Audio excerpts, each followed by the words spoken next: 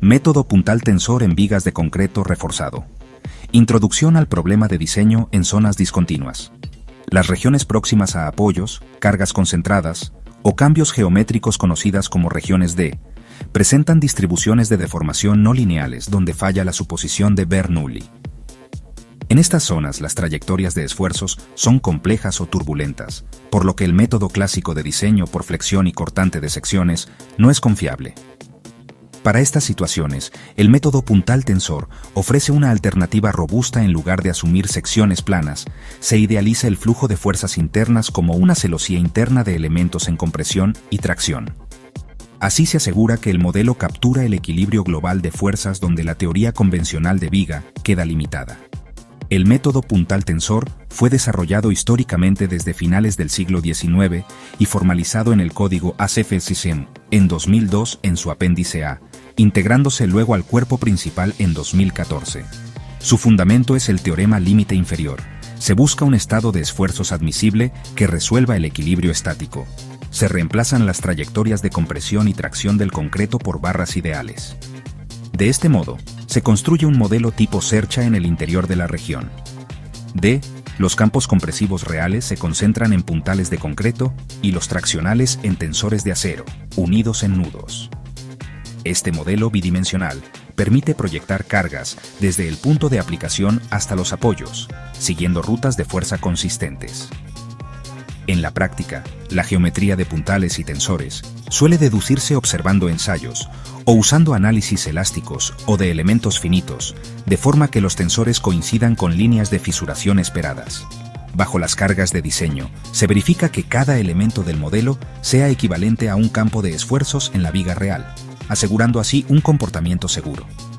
Componentes del modelo: nodos, puntales, tensores puntales, struts. Son los elementos en compresión que simulan las trayectorias de esfuerzo comprensivo del concreto. Se idealizan como prismas de concreto inclinados o verticales, cuyos extremos apuntan hacia cargas o apoyos. Deben disponer suficiente ancho efectivo y, en muchos casos, refuerzo transversal para formar una forma de botella que evite agrietamientos excesivos. Tensores, TIEs, corresponden al refuerzo de acero pasivo que une los puntales, trasladando las fuerzas de tracción. Pueden ser las barras de armadura ya existentes, por ejemplo, el refuerzo longitudinal inferior en una viga, o refuerzos adicionales. Su área se diseña para resistir la fuerza de tracción que aparece entre dos puntales, anclándose firmemente en los nudos. En el modelo, los tensores se colocan preferentemente entre las fisuras observadas experimentalmente. Nudos, nodes, son los puntos de intersección donde convergen los ejes de puntales, tensores y fuerzas externas. La zona nodal es el volumen de concreto circundante que transfiere las fuerzas entre puntales y tensores. ACIM define los nudos como zonas con configuración C, compresión, o T, tensión. Por ejemplo, un nudo CCC tiene 3 puntales, un nudo CCT tiene 2 puntales y un tensor. Se diseña el área de concreto de cada nudo para resistir la combinación de esfuerzos que confluyen allí, asegurando que la resistencia requerida no supere la disponible. Reglas de diseño y validación, según AC-INTO u otras normas. En AC-UU 318, capítulo 23, y en códigos internacionales se establecen criterios de capacidad para cada componente, resistencia de puntales y tensores. Se calcula la resistencia nominal de un puntal como la del concreto comprimido F'C, ajustada por factores de esbeltez y forma, de modo que la resistencia de cálculo del nudo, o del puntal, sea al menos igual a la fuerza de compresión en él. De forma similar, el tensor debe dimensionarse con la capacidad de diseño del tensor mayor a la fuerza de tracción. En esencia, la tensión en el concreto del puntal no debe exceder F'C modificado, ni el acero del tensor exceder el esfuerzo de fluencia.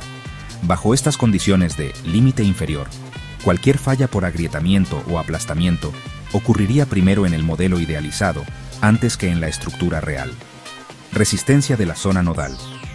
ACCDI exige que cada nudo soporte la suma de fuerzas entrantes. Se verifica que la capacidad del volumen nodal sea mayor que la suma de las fuerzas de los puntales y tensores que lo alimentan. En la práctica, se asignan factores beta según la cantidad de puntales concurrentes, por ejemplo, B'1, 0 para nudos, C, C, C, BCPO. 8 para nudos, C, C, T. De esta forma se garantiza el concepto de nudo fuerte, viga débil, geometría y ángulos. Para asegurar eficiencia, la ACI limita la inclinación mínima de los puntales, θ mayor a 22 grados, evitando que sean excesivamente planos. También se suelen adoptar extensiones de la región D cercanas a túbeces D, principio de Saint-Venant.